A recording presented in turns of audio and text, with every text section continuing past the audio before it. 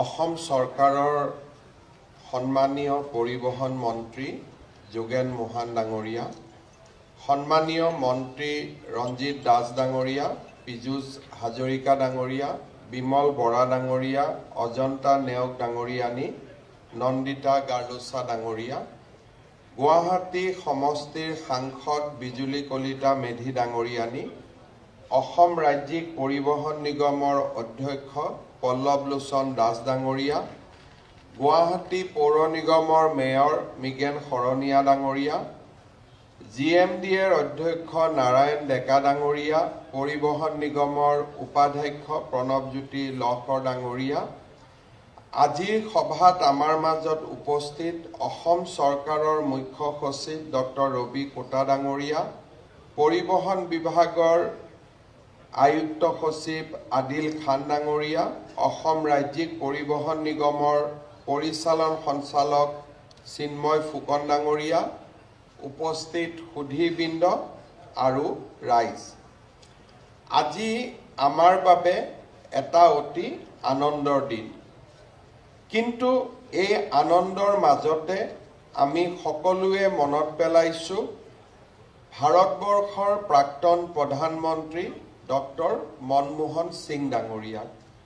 নতুন বছৰৰ আগমন সকলোৰে বাবে আনন্দৰ বতৰা, কিন্তু এইবাৰ নতুন বছৰৰ আগমনৰ প্ৰাক মুহূৰ্তত প্ৰধানমন্ত্ৰী মনমোহন সিঙৰ বিয়োগে আমাক সকলোকে শোকাকুল কৰি তোলে। অসমৰ পৰা সুদীৰ্ঘ কাল ৰাজ্যসভাত সাংসদ হিচাপে প্ৰতিনিধিত্ব কৰা, ভাৰতৰ বিত্তমন্ত্ৰী আৰু ভাৰতৰ প্ৰধানমন্ত্ৰী ৰূপে দেশখনক আগুৱাই লৈ যোৱা প্ৰধানমন্ত্ৰী মনমোহন সিঙৰ অৱদানক আজি আমি নতুন বছৰৰ দিনাখনেই আকৌ এবাৰ সোঁৱৰণ কৰিছোঁ আৰু তেখেতৰ মৃত্যুত আমি গভীৰ শোক প্ৰকাশ কৰিছোঁ। শ্ৰদ্ধাৰ ৰাইজ, নতুন বছৰে নতুন সংকল্প আনে আৰু নতুন বছৰে মানুহক নতুন কাম কৰিবলৈ শক্তি যোগান ধৰে।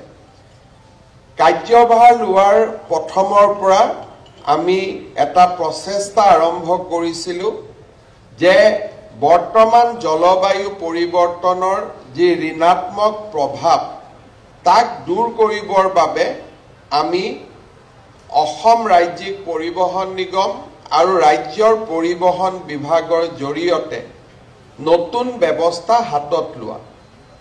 এই ব্যৱস্থাৰ অংশ হিচাপে আমি পৰ্যায়ক্ৰমে গুৱাহাটীত ফসিল ফুয়েল অৰ্থাৎ ডিজেলৰ বাছসমূহৰ পৰিৱৰ্তন কৰি CNG আৰু ইলেক্ট্ৰিক বাছ সেৱা প্ৰৱৰ্তনৰ বাবে প্ৰচেষ্টা হাতত লৈছিলোঁ। ইয়াৰ ফলত আপোনালোকে দেখা পাইছে যে কেইদিনমান আগতে আমাৰ সমগ্ৰ দেশত প্ৰদূষণ আটাইতকৈ কম বুলি যি এক AQI এয়াৰ কোৱালিটি ইণ্ডেক্স দিল্লীত যেতিয়া বহুত বেছি বাঢ়িছিল, সেই সময়ত গুৱাহাটীক আটাইতকৈ কম প্ৰদূষিত চহৰ বুলি আমাৰ বিজ্ঞানীসকলে বা সমীক্ষাত প্ৰকাশ পাইছিলে। কিন্তু এই ক্ষেত্ৰত আমি কৰিবলগীয়া আৰু বহুত আছে। স্বচ্ছ সেউজ বহনক্ষম ভৱিষ্যতৰ বাবে আমি নিৰন্তৰ কাম কৰি যাব লাগিব।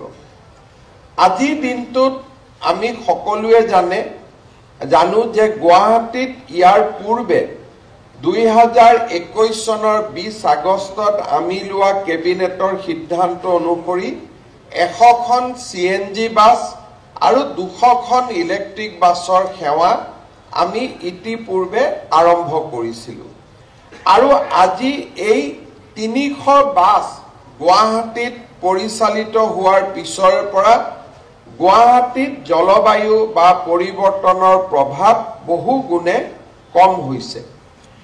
আজিৰ দিনটো তেনে এক দিশত আমি আৰু এক নতুন বলিষ্ঠ পদক্ষেপ ল'ব বিচাৰিছোঁ।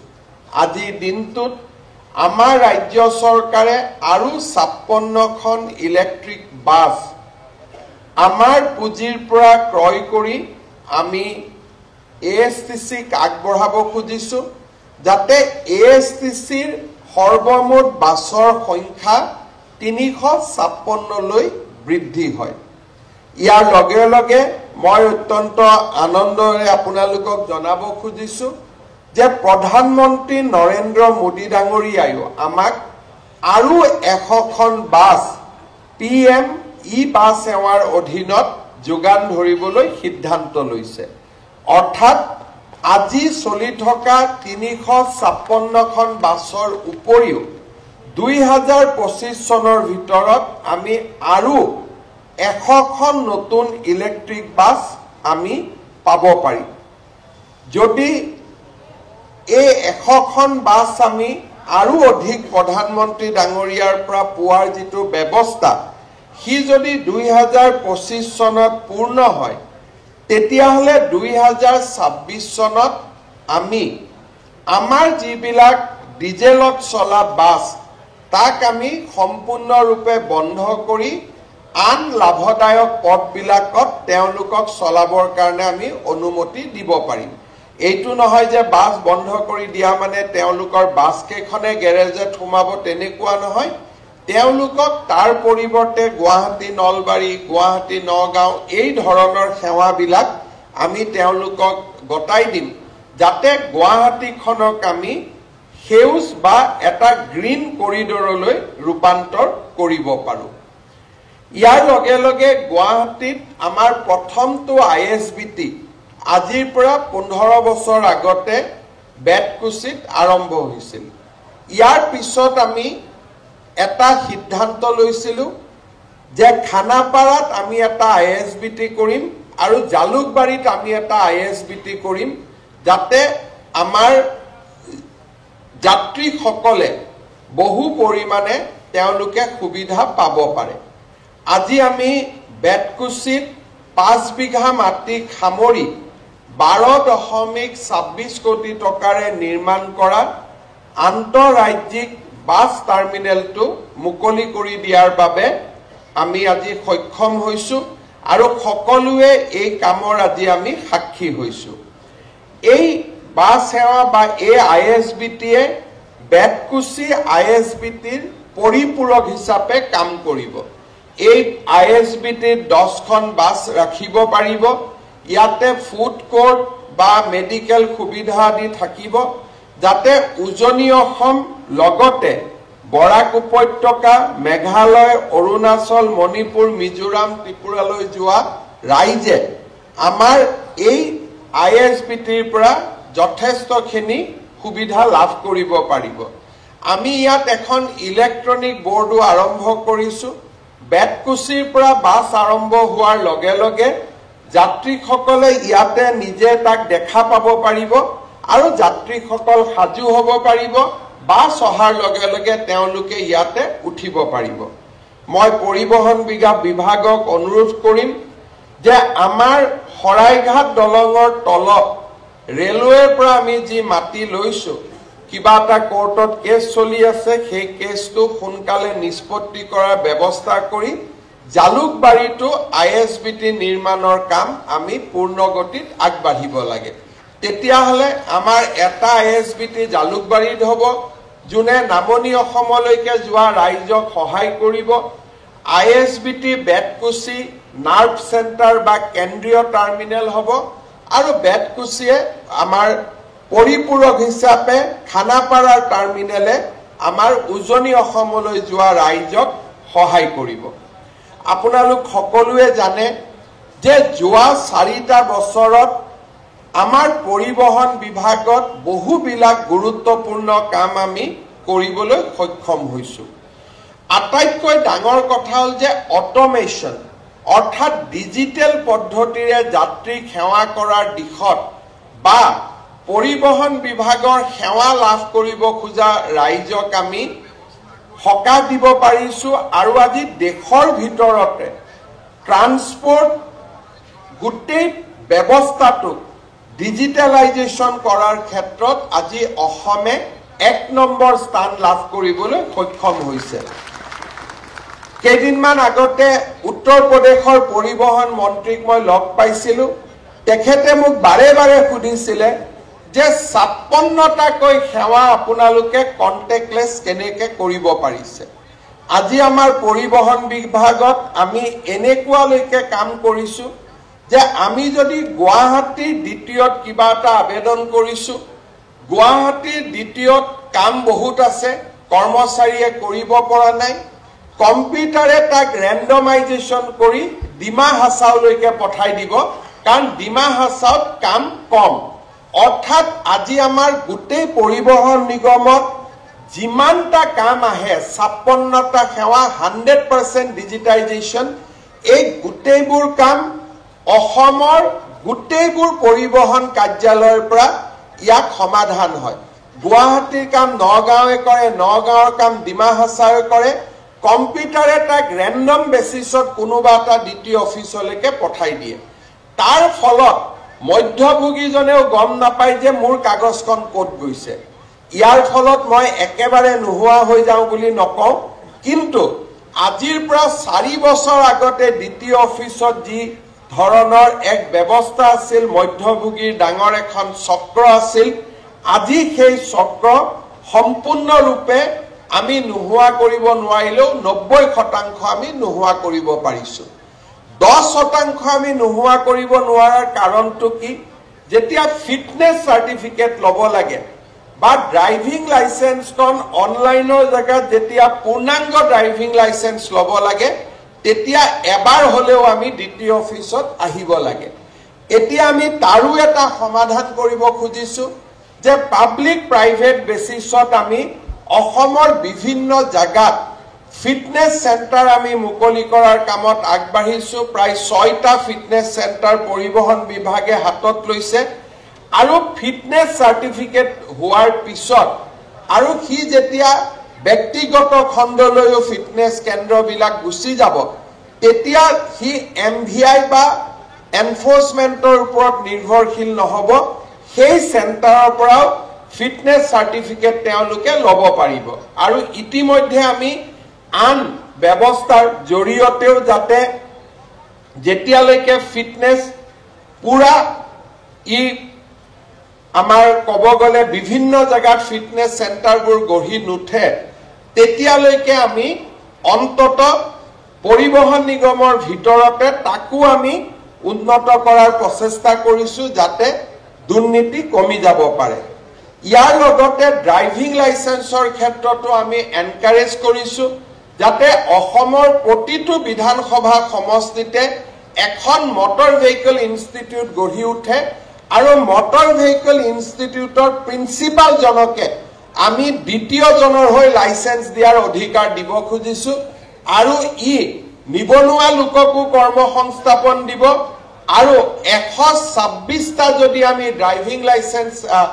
ড্ৰাইভিং ট্ৰেইনিং সেন্টাৰ গঢ়ি তুলিব পাৰো, লাইসেন্সখনো তাৰ প্ৰিন্সিপাল জনে দিব, তেতিয়া আমি লাইসেন্স ল'বৰ কাৰণেও দ্বিতীয় অফিচত আহিব নালাগে। দ্বিতীয়ৰ পাৱাৰটো আমি সেই মটৰ ড্ৰাইভিং ইনষ্টিটিউটখনৰ প্ৰিন্সিপালক দিব খুজিছো, যাতে লাইসেন্সটো প্ৰিন্সিপাল জনে দিব পাৰে। আৰু মটৰ ড্ৰাইভিং ইনষ্টিটিউটখন ভাল কৰি চলি আছে নে নাই তাক চাবৰ কাৰণে পৰিবহণ বিভাগত আমি এটা ৰেগুলেটৰ কৰিব খুজিছো, যাতে মাজে মাজে তেওঁলোকে সমীক্ষা কৰিব, আৰু কোনোবাই যদি ট্ৰায়েল নোহোৱাকৈ লাইসেন্স দিছে, নিশিকোৱাকৈ লাইসেন্স দিছে, সেই ইনষ্টিটিউটখনৰ লাইসেন্স তেওঁলোকে কেনসেল কৰিব পাৰিব। এই দিশতো আজি আমি আগবাঢ়ি গৈছো, যাৰ ফলত পৰিবহণ নিগমৰ লগত জড়িত দুৰ্নীতি এক প্ৰকাৰ আমি আশা কৰিছো অহা এবছৰ বা 1.5 বছৰৰ ভিতৰত আমি সম্পূৰ্ণৰূপে নোহোৱা কৰিব পাৰিম। আজি যোৱা কেইদিনমান আগতে লোকসভাত ভাৰত চৰকাৰে এটা ষ্টাৰ কুৱেশ্যনৰ প্ৰশ্নৰ উত্তৰ দিছিলে যে দেশত কোন ৰাজ্যত কিমান ইলেক্ট্ৰিক বাছ চলি আছে। অসমক আমি বহুত ক্ষেত্ৰত আমি অসমৰ মানুহে অসমত আমাৰ গৌৰৱ কৰিবৰ কাৰণে আমি বেয়া পাওঁ, যে কৰবাত কি জানি অসমৰ কথা ক'লে চৰকাৰখনে 2টা নম্বৰ পাই যায়, সেই কাৰণে ভাল কাম হলেও অসমে ভাল কাম কৰা বুলি ক'ব আমি বেয়া পাওঁ, কাৰণ আমি বহুত ক্ষেত্ৰত চিন্তাধাৰা আমাৰ দলীয় চিন্তাৰে সমৃদ্ধি হৈ থাকে। কিন্তু আজি আপোনালোকে চাব, লোকসভাত ভাৰত চৰকাৰে উত্তৰ দিছে যে ইলেক্ট্ৰিক বাছ থকা ভাৰতৰ ৰাজ্যসমূহৰ ভিতৰত 6 নম্বৰত অসম আছে। অৰ্থাৎ আজি গোটেই ভাৰতত যিমান ইলেক্ট্ৰিক বাছ দিল্লী, মহাৰাষ্ট্ৰ, কৰ্ণাটক, গুজৰাট আৰু উত্তৰ প্ৰদেশৰ পিছত অসমৰ নম্বৰ লৈছে যে অসমত আটাইতকৈ বেছি ইলেক্ট্ৰিক বাছ আছে। এতিয়া মানুহে ভাবিব নোৱাৰে যে বেংগলতকৈ আমাৰ বেছি ইলেক্ট্ৰিক বাছ আছে, উৰিষ্যাতকৈ বেছি বাছ আছে।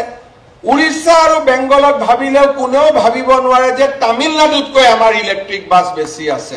তামিলনাডুত ইলেক্ট্ৰিক বাছ আজিৰ দিনত আছে 153খন আৰু অসমত ইলেক্ট্ৰিক বাছ আছে 271খন। এতিয়া এই কথাটো আমাৰ পেপাৰে কোনেও নিলিখিব, মিডিয়াই কোনেও নিলিখিব। কিয় নিলিখিব? লিখিলে কি জানি চৰকাৰখনৰ হিমন্ত বিশ্ব শৰ্মাৰ নম্বৰ দুটা বাঢ়ি যায়। এটা আমি সদায় সংকল্প ল'ব লাগিব যে ৰাজ্যৰ গৌৰৱ, ৰাজ্যৰ গৌৰৱ। অসমে ভাল কাম কৰিছে এই কথাটো ক'বৰ কাৰণে যদি আমি কৃপণালী কৰোঁ, তেতিয়াহ'লে আমাৰ ৰাজ্যখন আগুৱাই নাযাব। ব্যক্তিটো আজি আছে, কালি নাই। আজি কোনোবা মুখ্যমন্ত্ৰী আছে, পৰহি তেওঁ নাথাকিব, কিন্তু অসমখন সদায় থাকিব।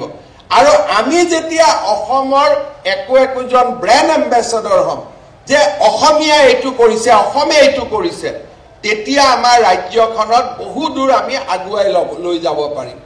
অলপ আগতে ৰঞ্জিত দাস ডাঙৰীয়াই মোক কৈ আছিলে যে যোৱা বছৰ অসমত ৭৫ লাখ টুৰিষ্ট আহিছে। এতিয়া এই টুৰিষ্টবিলাক হিমন্ত বিশ্ব শৰ্মাৰ ঘৰত অহা নাই। এই টুৰিষ্টবিলাক আহি ক'ত আহিছে? আমাৰ নিবনুৱা যুৱক যুৱতীয়ে আৰম্ভ কৰা হোমষ্টে, হোটেল, কোনোবা টুৰিষ্ট গাইড হৈছে। আপোনালোকে চিন্তা কৰক, মই যেতিয়া কৈ থাকো যে বন্ধ দিব নালাগে, ধৰ্ণা দিব নালাগে, টায়াৰ জ্বলাব নালাগে, তেতিয়া মানুহে ভাবে হিমন্ত বিশ্ব শৰ্মাই কিয় কৈ আছে। কিন্তু আজি অসমত যোৱা 3 বছৰত টায়াৰ জ্বলোৱা বন্ধ হোৱাৰ কাৰণে, আন্দোলন কৰা বন্ধ হোৱাৰ কাৰণে ৭৫ লাখ আজি পৰ্যটক অসমলৈ আহিব পাৰিছে। কিন্তু টায়াৰ নজ্বলালেও মোৰ কোনো অসুবিধা নহয়, মোৰ ঘৰটোতো পুলিচে আৱৰিয়ে ৰাখিব। টায়াৰটো জ্বলিব খানাপাৰাত, মোৰ ঘৰৰ সন্মুখত গৈতো টায়াৰটো নজ্বলায়। কিন্তু এই টায়াৰ জ্বলোৱা বাতৰিটোৱে কাক ক্ষতি কৰিব? এই টায়াৰ জ্বলোৱা বাতৰিটোৱে আমাৰ ডাঙৰ ডাঙৰ সংবাদ মাধ্যমৰ মালিকক ক্ষতি নকৰে। কাক ক্ষতি কৰিব? কাজিৰঙাৰ জীপ চাফাৰীজনক। কাক ক্ষতি কৰিব? মানসত সৰুকৈ নিৰ্মাণ কৰা হোমষ্টেৰ গৰাকীজনক। কাক ক্ষতি কৰিব? গুৱাহাটীত নতুনকৈ বেংকৰ পৰা লোন লৈ স্থাপন কৰা সৰু হোটেলৰ মালিকজনক। এই যে কথাবিলাক আমি বিজ্ঞানসন্মতভাৱে বুজিব চেষ্টা নকৰোঁ, এই কথাবিলাক আমি এইটো ক'লেতো হিমন্ত নম্বৰটো বাঢ়ি যাব। আৰে হিমন্ত বিশ্ব শৰ্মাৰ য'ত নম্বৰ বাঢ়িব লাগে তাত বাঢ়ি থাকিব, তাত কোনেও কমাব নোৱাৰে, যদি অসমৰ ৰাইজৰ আশীৰ্বাদ থাকে, ওপৰৱালাৰ আশীৰ্বাদ থাকে। কোনো মানুহে কাৰো ডেষ্টিনি নিয়ন্ত্ৰণ কৰিব নোৱাৰে। আমি যদি ভাবোঁ ইয়াক মই ডুবাই দিম, আপুনি নোৱাৰে, কাৰণ ডুবাব নুডুবাব ওপৰৱালাই নিৰ্ধাৰণ কৰি থৈ দিব। অসমৰ মানুহে নিৰ্ধাৰণ কৰিব কাক নামাব লাগে, কাক উঠাব লাগে। কিন্তু আমি যদি সকলোৱে সিদ্ধান্ত লওঁ যে অহা বছৰটোত অসমখনক আমি ওপৰত লৈ যাম, তেতিয়া আমাৰ অসমখন কিমান ধুনীয়া হ'ব পাৰে, আমাৰ অসমখন কিমান আগুৱাই যাব পাৰে, এই কথাটো আমি চিন্তা কৰিব পাৰোঁ। আৰু অসমখন আগুৱালে কাৰ লাভ হ'ব? অসমখন আগুৱালে অসমীয়া মানুহৰ লাভ হ'ব। আমাৰ ব্যক্তিগত কাৰোবাৰ লাভ হওক নহওক, অসমীয়া মানুহৰ আজি লাভ হ'ব। তাক আমি সকলোৱে নিশ্চয় আমি অনুভৱ কৰিব লাগিব। মই আশা কৰোঁ আজিৰ দিনটোত 2025 চনৰ আৰম্ভণিতে আমি তেনে সংকল্প ল'ম যে আমাৰ গোটেই বছৰটোত আমি অসম আৰু অসমীয়াক কেনেকৈ আগবঢ়াম, আমাৰ ৰাজ্যখনক ভাৰতৰ শ্ৰেষ্ঠ 5খন ৰাজ্যৰ ভিতৰত কেনেকৈ লৈ যাম, সেই সংকল্পই যাতে আমাৰ চিন্তা আৰু আমাৰ মন মগজু গোটেই 2025 চনটো ক্ৰিয়া কৰি থাকে, তাৰ বাবে মই আহ্বান জনাম। আজি আমাৰ এই সভাত পৰিবহণ নিগমৰ বিষয়েও যথেষ্ট কথা উল্লেখ হৈছে। পৰিবহণ নিগমে লাহে লাহে নিজৰ ভৰিত নিজে থিয় হ'বৰ বাবে প্ৰচেষ্টা কৰিছে পৰিবহণ নিগমৰ কৰ্মচাৰীসকলে বিশেষকৈ অৱসৰপ্ৰাপ্ত কৰ্মচাৰীসকলে তেওঁলোকৰ বহু অৱসৰকালীন ভাত্তা পাবলৈ বাকী আছে আজি আমি 25 কোটি টকা মুকলি কৰি দিছো যাতে অসম ৰাজ্যিক পৰিবহণ নিগমৰ কৰ্মচাৰীসকলে কিছু হলেও অৱসৰপ্ৰাপ্ত কৰ্মচাৰীসকলক আমি সকাহ দিব পাৰো লগতে মই এইটো প্ৰতিশ্ৰুতি দিছো যে অহা বছৰ অসম চৰকাৰৰ বাজেটত ৰাজ্যিক পৰিবহণ কৰ্মচাৰীৰ অৱসৰকালীন ভাত্তা দিয়াৰ বাবে আৰু 50 কোটি টকাৰ আমি বাজেট আবণ্টন কৰি দিম যাতে লাহে লাহে দুটা বা তিনিটা বছৰৰ ভিতৰত আমি পৰিবহণ নিগমৰ অৱসৰকালীন কৰ্মচাৰীসকলৰ সমস্যাসমূহ দূৰ কৰিব পাৰো পুনৰ এবাৰ পৰিবহণ মন্ত্ৰী যোগেন মোহন ডাঙৰীয়া এই আঁচনিটো আইএছবিটি হাতত লোৱাৰ সময়ত পৰিবহণ মন্ত্ৰী চন্দ্ৰমোহন পাটোৱাৰী ডাঙৰীয়াৰ দায়িত্ব আছিল দুইগৰাকী মন্ত্ৰীলৈ মই উষ্ণ অভিনন্দন জনাইছো পৰিবহণ নিগমৰ অধ্যক্ষ পল্লৱ লোচন দাস ডাঙৰীয়া আৰু সকলো বিষয়া কৰ্মচাৰীক অভিনন্দন জনাই মই মোৰ বক্তব্যৰ সামৰণি মাৰিছো ধন্যবাদ জয় হিন্দ বন্দে মাতৰম